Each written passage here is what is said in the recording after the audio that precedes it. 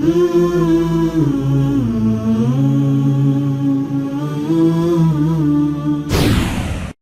të dalim tani tek shkurtimisht tek rregullat e kurbanit.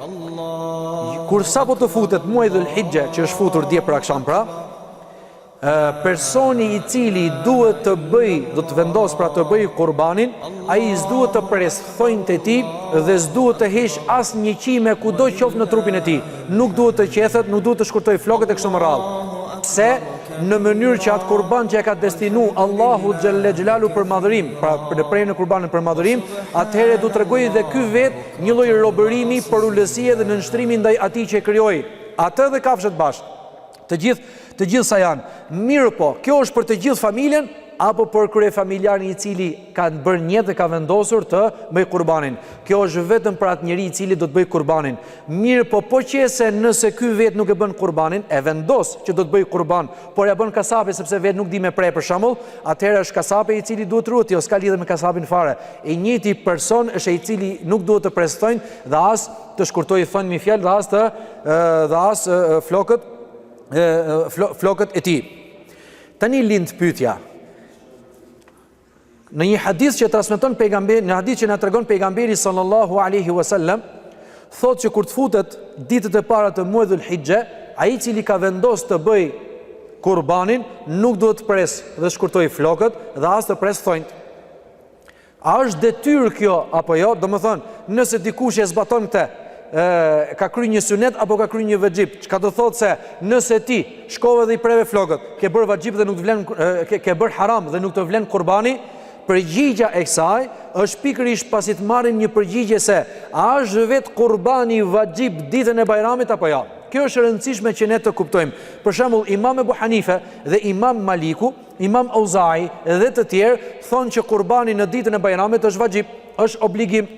Kurse Imam Shafiu, Imam Ahmedi dhe shumica e dietarëve të tjerë, qofshin këta nga sahabët, tabiinët dhe tabi tabiinët, e deri në ditët e sotme, pjesa dorëmuese e dietarëve kanë thënë që është sunet i fortë dhe jo detyrë dhe obligim, pra nuk është vajxhib dhe as farz. Tani argumentet e të dyja palëve. Argumenti i Imam Ebu Hanifes dhe Imam Malikut dhe të tjerëve është hadithi që transmeton Imam Ahmedi në musnedin e tij nga Ebu Hurajra, i cili thot, ka thënë pejgamberi alayhi salatu wassalam, men wajada sa'atan li an yudahi falam yudahi fala yaqrabanna musallana.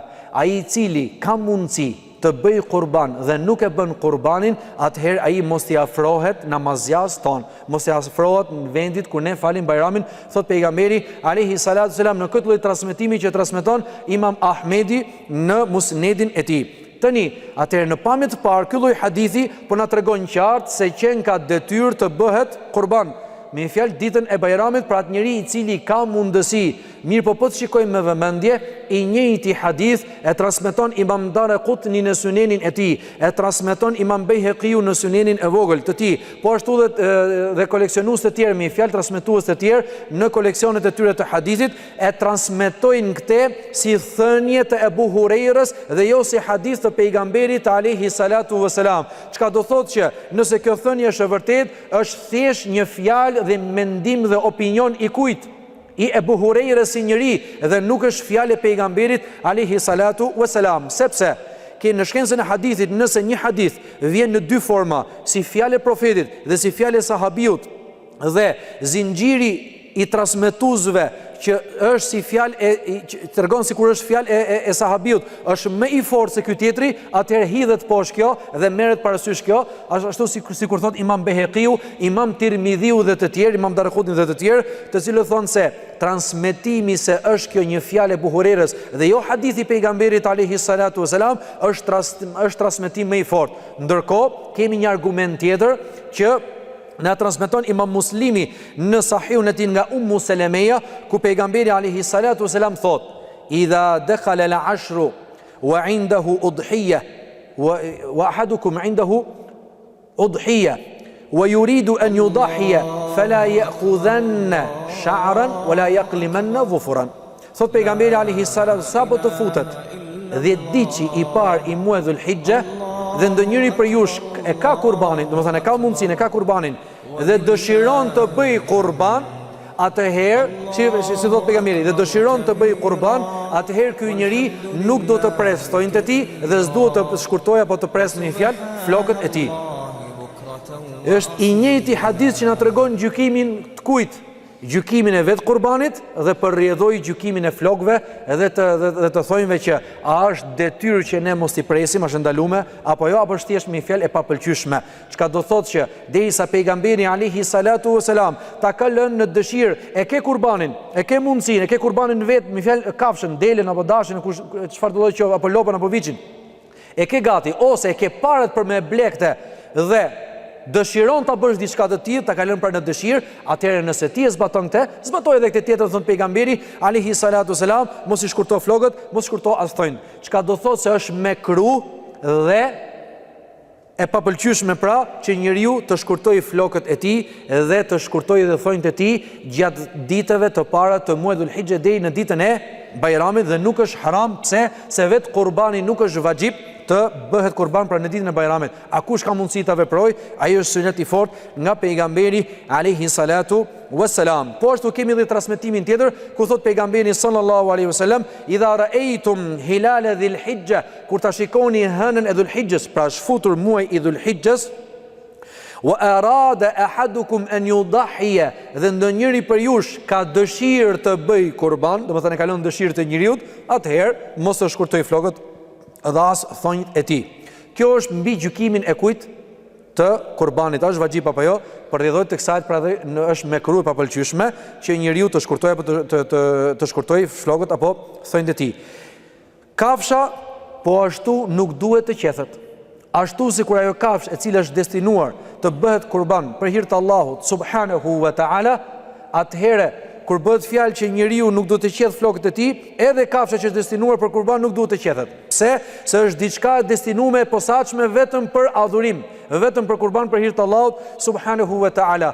Mirë, po ka ihtilaf ndërmjet dietarëve, po qumshtin e deleve apo qumshtin e lopës për shembull që ka qumësh me bollëk, çfarë duhet me bëmë me fjalë? Ajo mund të jetë e dëmshme për vetë lopën, por mund të jetë e dëmshme edhe për atë që ka nevojë. Shkon qumshi kot dhe nuk e merr me fjalë ai person që ka nevojë. Atëherë për sa i përket qumshtit, mundet me fjalë të milet dhe të jepet me fjalë më e mira është të jepet me fjalë sadaka. A nëse njeriu ka nevojë dhe mund ta shes, nuk ka asnjë gjë të keqe. Të jetë po ashtu kafsha e destinuar për kurban, të jetë e majme, në të njëjtën kohë të jetë dhe pa të meta fizike. Domethënë, mos jetë për shembull me bish të prerë apo të kputur, mos jetë e sëmur, mos jetë e verbër. Mos jetë me vesh të shyer, mos jetë me brim i fjalë të kputur. A nëse ka për shembull të meta fizike të vogla që nuk prishin punë, për shembull nuk ka problem. Për shembull, një brinjë ka më të madh dhe një brinjë ka më të vogël. Kjo nuk sjell ndonjë problem. A nëse ka të thyrë fare ose me fjalë është e çal, ecën çal, apo është e thyrë, me fjalë ku ta diun se është e shyer në veshët e saj kështu më radh, atëherë nuk bën të bëhet kjo lloj kafshe për kurban, por duhet të zgjidhet një kafshë mirë që të njeriu të tregoj jo vetëm sakrificën, por të tregoj dhe gatishmërinë që në këtë lloj sakrifice është i gatshëm të sakrifikojë atë që është më e mira, dhe jo të bëhet kurnac dhe kopras me nimetet, dhuntit dhe begatit që ja dha vetë Allahu subhanahu wa taala këtij njeriu. Po ashtu kafsha e destinuar për kurban duhet të theret pas faljes së Bajramit dhe jo para Bajramit, siç është rasti e Burdës që transmeton Imam Buhariu, i cili e preu kurbanin përpara, atëherë nuk lejohet, por duhet ta pres kurbanin mas namazit. Deri kur zgjat kjo, nuk është kush që kurbani të pritet më njëherë pas namazit, por mund të pritet në ditën e parë të Bajramit dhe në 3 ditët që pasojnë, që quhet ditën e Tashrikut. Ditët me fjalë që kanë qenë zakon më parë, merrshin lëkurat dhe i thanin me fjalë, të gjithë këto futen te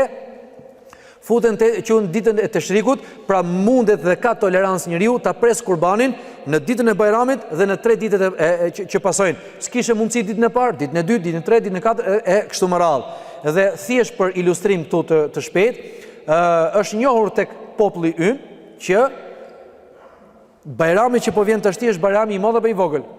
Populli e njeh që ky është Bajrami i vogël dhe Bajrami i madh është kush? Bajrami i Ramazanit.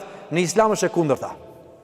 Ajo është vetëm një ditë ka e bajrami i Ramazanit, ndërkohë me fjalë ditët e Teshriku, ditët e madhërimit, ditët e tekbireve, siç do të vinë çështja e tekbireve inshallah, vazhdon ditën e bajramit dhe 3 ditë brava.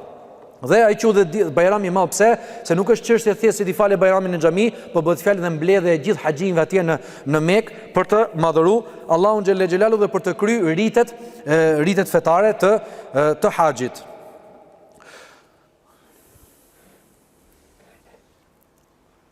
Po ashtu nuk lejohet që t'i jepet kasapit si hak pune, lëkura ose mish apo diçka domethënë prej kurbanit.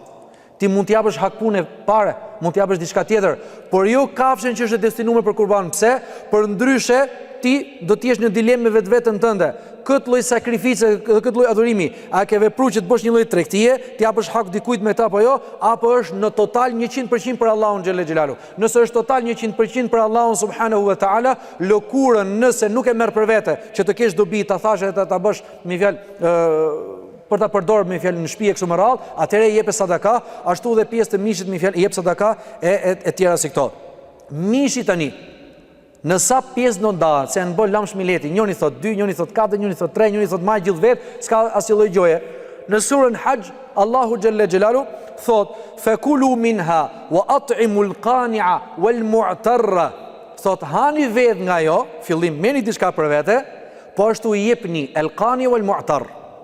El qani janë ata njerëz të cilët nuk e kanë problem të lypin diçka.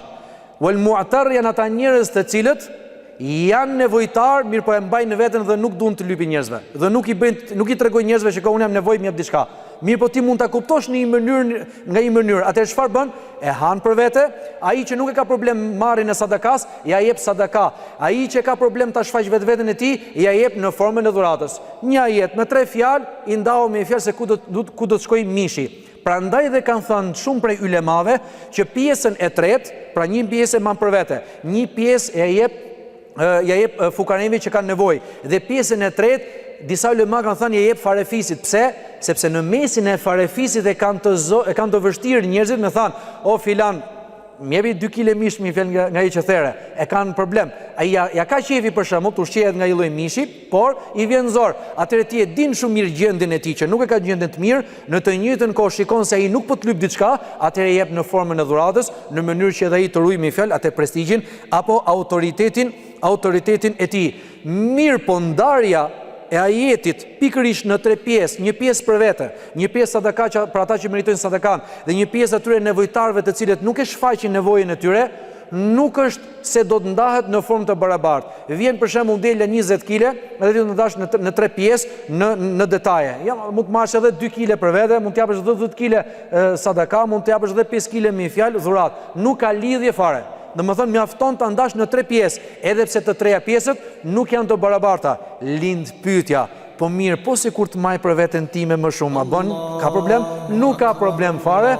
Mjafton që ti e ke zbatu këtë ajet kuranor, e ke ndarë në 3 pjesë, sepse nuk ka asnjë argument tjetër që na thotë se to 3 pjesë do ndahen në formë të barabartë, për ndryshe nuk vlen ndarja.